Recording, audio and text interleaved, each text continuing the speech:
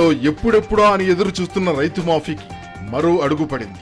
పంటల రుణమాఫీకి guide lines విడుదల చేసింది తెలంగాణ ప్రభుత్వం.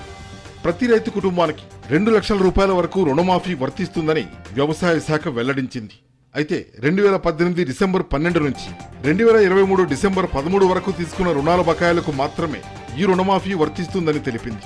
రైతు కుటుంబంగా గుర్తించడానికి రేషన్ కార్డు ప్రామాణికమని స్పష్టం చేసింది.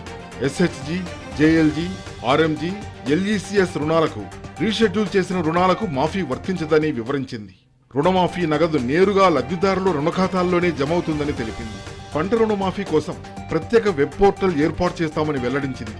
సందేహాల నివృత్తి కోసం ప్రత్యేక విభాగం ఏర్పాటు చేయనున్నట్లు ప్రభుత్వం తెలిపింది. రైతు సమస్యలను 30 రోజుల్లోగా పరిష్కరించాలని అధికారులకు ఆదేశాలు జారీ చేసింది.